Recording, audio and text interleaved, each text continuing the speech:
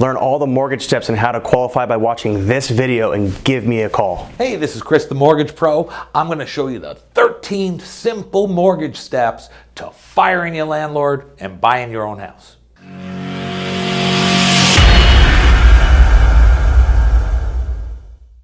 Simple mortgage step number 1, the application.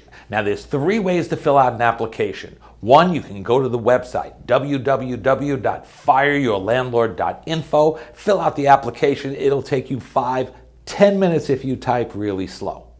Or way number 2, if you're not really comfortable on a computer, call me up, we'll do it over the phone, I'll type it in for you, I'm going to ask you the questions, I'll make it really simple. Or, of course, number 3, let's sit down together, we'll fill it out together, I'm going to ask you all the questions, but we'll do it face to face, you get to know me, I get to know you, and we're going to get ready to get the process started. Simple mortgage step number 2, documentation. We need, obviously, certain documentation, but it is different for everybody. Example, some people are hourly employees, some people are salaried, some people are self-employed, some people are commissioned. We're going to look for different documentation. Some people have bankruptcies. I'm going to need that. So basically, whatever your situation is, I'm going to ask you for a list. I'm going to give you a detailed list. This is exactly what I want. Some people, it's only 7 or 8 items. Some people, it's 15 items. But they're all things that you already have that I need to see so I can work on the approval. Simple mortgage step number 3, a pre-approval. I'm going to enter all this information into a computer. I have to analyze the income. I have to analyze your credit. I have to analyze how much money you have in the bank or in 401k or maybe even a gift or wherever it's coming from. I have to enter it in a particular way. Now it's going to be run right through Fannie Mae or Freddie Mac's website, and we're going to issue what's called a DU approval. That is a desktop underwriter approval, and now you're good to go out and see some houses. Simple mortgage step number 4. I do something very different that the other guys don't do. I do an underwritten approval.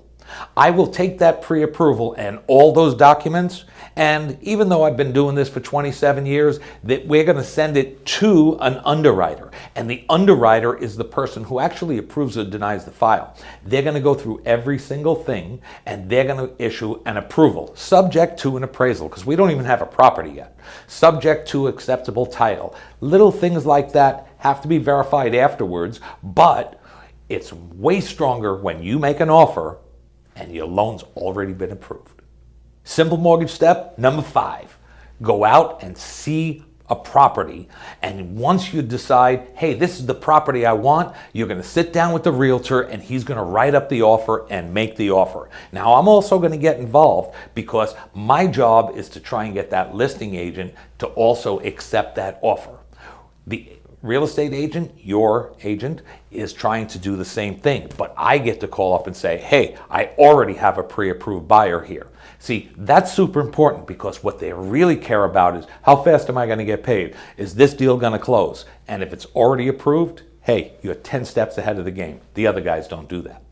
Simple mortgage steps number 6, offer accepted.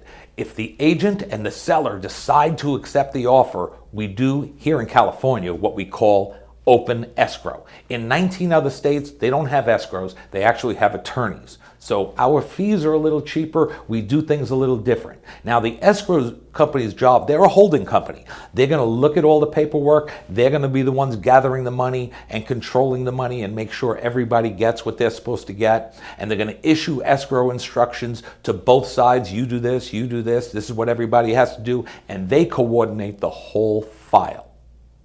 Simple mortgage step number 7, disclosures. Now, there's a lot of legal papers and a lot of numbers that have to be crunched. And there's an estimate of what your costs will be and all kinds of things. It actually is a stack of paper about this thick. Now, you could hand sign, yes, your wrist's going to get a little tired, or you could sign electronically. You're going to get an email. It's pretty easy to do. It's going to be like click, accept, that type of thing online.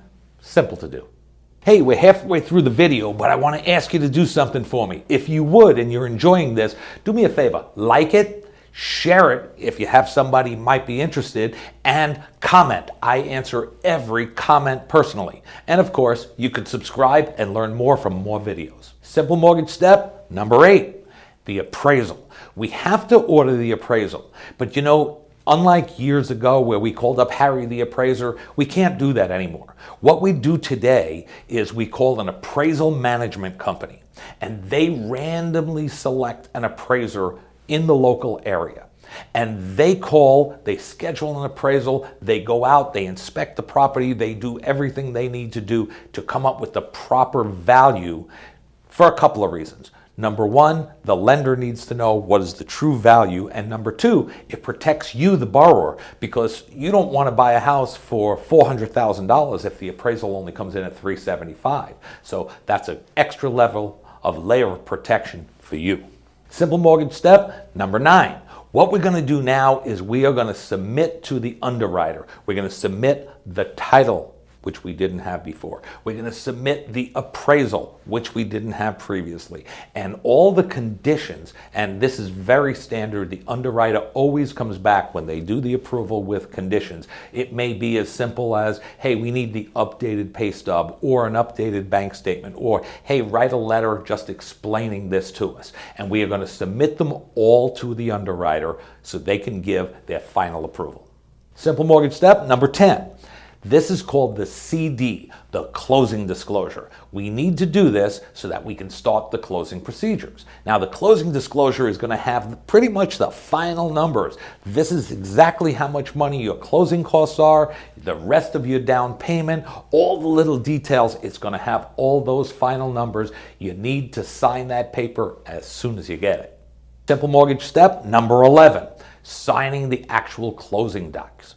Now, these documents contain exact numbers. This is what your payment's going to be. This is how much your taxes are. This is how much your homeowner's insurance are. This is what your interest rate is. Nothing is going to change from here on out.